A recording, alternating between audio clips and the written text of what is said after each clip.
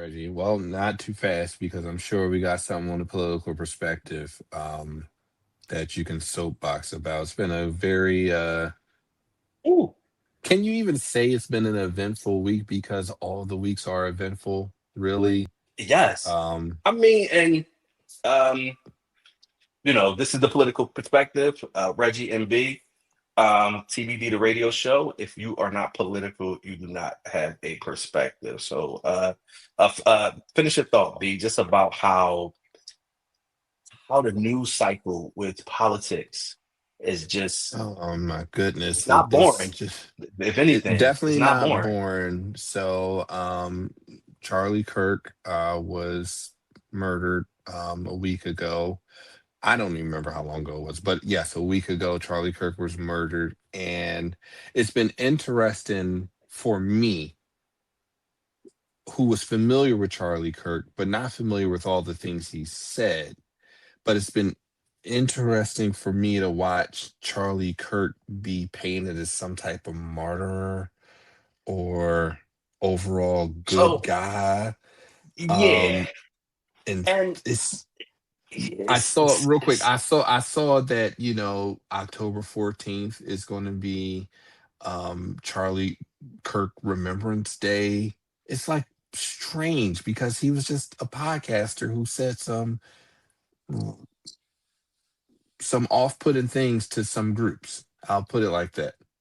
yeah. He said a So lot of off-putting things to marginalized groups is what I'll say. yeah, absolutely. And I think that the effort to like sanitize Charlie Kirk's own words is just the height of just revisionist history. Right, And I think it gives you the exact temperature of our country. right. That someone like Charlie Kirk, who is well documented for just some of the controversial, really outlandish things that he said, and to try to sanitize his who he was because he died, and to make it appear like we're not listening to what we're hearing. And the only argument that I got, the only argument that I've heard that even made any sense was that the kind of the conversation about what he said happened too quickly after he died, right? That it should have just been thoughts and prayers and just left it at that, at least for a period of time, Hmm. until his, whoever, whatever. But unfortunately, as a public figure, you don't have that luxury. That people Hmm. are going to look at what you said, and they're going to talk about it because you were controversial. But it's what I think is just horrible is when people try to like justify a lot of the things that he said. Right. And there's no justification to get shot and killed, just for your opinion, regardless of how much I disagree with it. I think it's terrible. There's no justification for somebody to shoot you Right. because of that. But we can't, as a society, and I guess we do, but we can't, as a society, um, try to sanitize how you live just because you may have died in a horrible way. That's a And harsh. and how the government has really become a just a bullhorn for Charlie Kirk and his views. I mean, the vice president was a guest. He was the guest host on Charlie Kirk's show, in the Oval Office. Why is the vice president on a podcaster show? I mean, it's just Yeah. it just gives you an idea of where we're at as a country. But What up? What up? What up? It's your boy James, aka Ralph's favorite. Now I know you're thinking to yourself, James, why am I not watching the video? Chill. We're gonna get to the video. But before we do that, I want to say on behalf of TBD, we appreciate you for taking the time out to watch this video. And we appreciate you for listening to the podcast. More importantly, we just appreciate you taking the time to be with us, because you could be anywhere in the world, but you are here with us today. Now, here's what I want you to do. I want you to first like this video, subscribe to the channel if you're not, and then hit that notification bell so that way you're notified when we drop a new video. And remember, it's all TBD. Now let's go ahead and get back to that video. Probably the biggest kind of story about involving Charlie Kirk's death, and Charlie Kirk's death is going to be so much ramification in media and social media. I mean, I had explained that I had someone threaten to call my job and get me fired or in trouble just because I disagree with Charlie Kirk in Charlie Kirk's own words. But we have Jimmy Kimmel, the late night host. His show has been preempted, which in normal terms means that it's been canceled. And his show was canceled in part because people just did not like Jimmy Kimmel's politics. They felt as though he was very biased in his jokes about the president. However, the real reason that Jimmy Kimmel's show was canceled was because the federal government, through the FCC chairman, pretty much was on a podcast and put out a statement that if ABC doesn't get rid of Jimmy Kimmel, then the FCC is going to get involved. And behind the scenes, there's a merger between these two big news station owners that the FCC has direct influence in whether or not they will allow this business deal to go through. So the FCC chairman pretty much just threatened ABC and said, if you don't get rid of Charlie Kirk, then we're gonna step in. And then the next day, Charlie Kirk is gotten rid of. Now, the reason why that's important is because most people know and understand. Yeah, I'm sorry. Yes, Jimmy Kimmel. The reason why that's important is because most people, if they know any of the Constitution, they know the First Amendment, right? Which is freedom of speech. The most random person, the most random American knows freedom of speech, right? First Amendment, right? But what people don't understand about the First Amendment is the spirit of the First Amendment says that the government does not have the ability to silence you. Now, what that means is that the government cannot use its influence, its power to stop your speech. Right. When people think of freedom of speech, they don't really think about the government's the government component of freedom of speech. It's not me versus you. It's not job versus you. All freedom of speech means is that the government cannot come in and limit your speech or stop your speech. And the reason why is because that if the government is allowed to stop speech and stop expression, then that means that the government will no longer be able to accept criticism or opposition. I'll just shut that down. So that's like the spirit of it. So with the FCC getting involved, that is a way to silence people without it actually being them prohibiting and violating the First Amendment.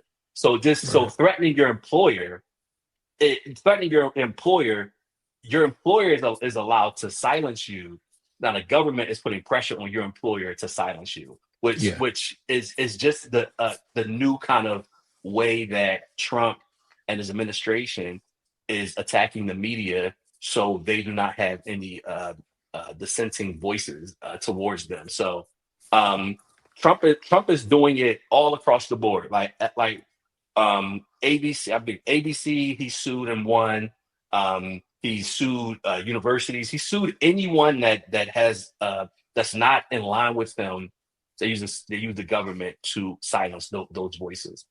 So we are, if anybody's not paying attention, that is the first kind of domino in an authoritarian government is silencing people's speech, and you can't. But what people don't realize is how strategic it is. Like the government can't directly silence you, but if the government says, if you a company doesn't do what I said, you need to fire this person. I can't make you, but if I say, well, I just won't fund you, or Right. I won't allow your business merger if you don't. And it's being said that explicitly. So I Yeah. know that was a long-winded, but it's just important uh, for us to kind of just keep track of how the government is interfering with so many institutions. It's very alarming. It's Um, very okay. it's a scary time. From personally, I'm just watching, just observing. It's scary in the sense that it's only been 8 months, and it's only been 8 months, and a lot of the things that seem preposterous at the beginning of the 8 months don't seem as preposterous anymore. Just watching these companies and institutions fold and bend the knee, quote unquote, to whatever you want. Um, I would not be surprised if in 2028 there is no election. It's trending that way because everyone's scared, and it's been very eye opening as far as what you think. Uh, the country is, and what they stand on, or what the country stands on, because this one guy and his administration is dangling carrots over your head and saying, if you don't do X, I won't give you Y, and everybody's doing X. So it's just scary times. But Yeah, absolutely. I got a couple more things, but I think I'm gonna talk about Kamala Harris. So Kamala Harris, she has a memoir that's coming out, I think September 23rd, which is called 107 Days, which kind of documents her, her run for president, her, historic run for president, even though it was 107 days.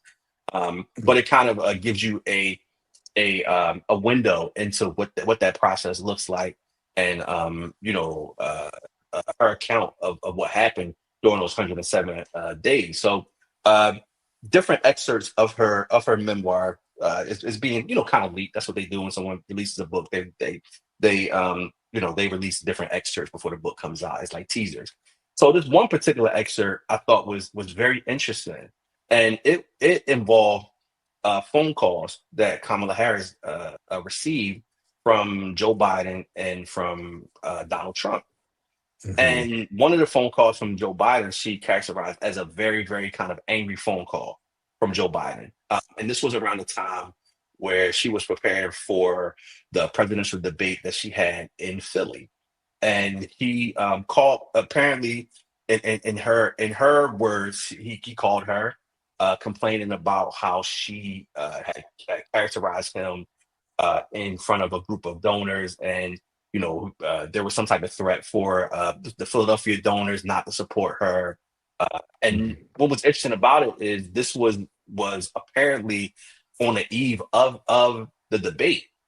So, mhm, just as a human, and her having to go into the most important debate of her life, and having, some type of negative energy you know, from Joe Biden, I think speaks to just her kind of resolve as a person, and kind of how really like rugged like politics is, mhm, for Joe Biden to make that phone call. But if you saw her performance during the debate, I mean, you can see that she's a skilled debater. She knows her shit. She did an excellent job. I mean, I watched it live. I thought she did a great job. So, but kind of seeing what was going on in the background, just mhm, kind of makes me kind of respect her performance. That night. But the second phone call that she talks about comes from Donald Trump. Right. So mhm, she received a phone call from Donald Trump. She looks at two phone calls that she received from Donald Trump. And the first one, what she described as being just very, very cordial. This was after Donald Trump was shot. She talked to him, and he said she was like very she said he was very complimentary of her and her job. He said, and she said that Trump told her, "You've done a great job. You really have." And he said, "My problem is it makes it very hard for me to be angry at you. It's like, what am I going to do? How do I say bad things about you?" And she says, "Well, then don't." And he said, "I'm going to tone it down." This is her recollection of the conversation, which you Hmm. would think that type of conversation would never happen with Trump, right? I'm going to be Right. making a larger point when we're done. But the second conversation, um, the second conversation he had was when she conceded defeat during a presidential election, and she said that Trump told her that he's going to be nice and respectful to her, and he said that you are tough, you are a smart customer, and I say that with great respect, and you also have a beautiful name, right? Mm.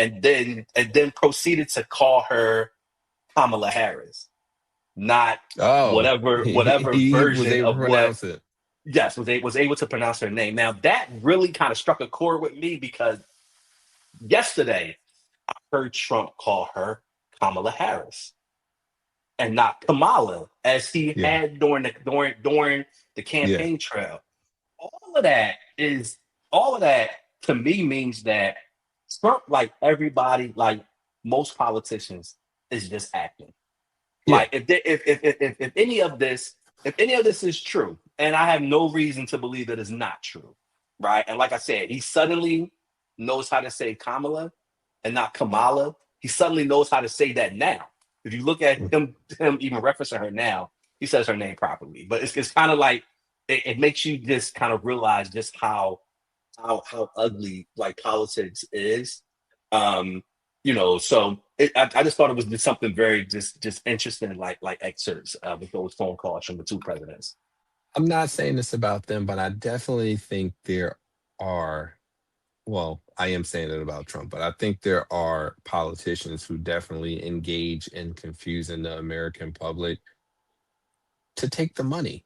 like, like, hey, Yeah, hate this person for this, and you hate this person for that. Meanwhile, they're doing deals to take the money, and it boils down to that for me. I mean, yeah, I know no, a lot, some absolutely, of it's power and control, but I think a lot of it is we just really want the money to be funneled this way and you not pay attention to it. So hate this person for that and you hate this person for that. And it's really yeah, sad because, you know, we are more alike than we are different. And if we were to realize that on a large scale, we could flip this shit all the way upside down. yeah, and so But much good could be done yeah, it if if we all kind of collectively understood that the rules are it's fucking always made about up. and it's always about the money. I mean, you mentioned Yeah. it. I mean, it's always about the money. Yeah. Last thing, and this is just a mention to our to our audience is the CDC is delaying the MMRV vaccine for toddlers in case someone has any children, and they're also changing the vaccine time frame. So that's something that if anyone has children, grandchildren that are young, the CDC is changing a lot of things, and there's a lot of misinformation out there. The most important thing is that you should partner with your physician to make sure you're making the best choices for yourself and for your children. But that's something that our audience should take a look at, just the CDC and how they have changed since Robert F. Kennedy has been um, their uh, their secretary. Mm. That's good All shit. right. That's good shit, Reggie. That's great. You want to close out the political perspective? Just if you are not political, then you do not have a perspective, and it's hard unless you under a rock. My daughter asked me about Charlie Kirk. She's like, she said she wanted to come and talk about Charlie Kirk. Like, if you are not political, then you don't really have a perspective. Thank you for watching this video. Please remember to like, subscribe, and hit that notification bell.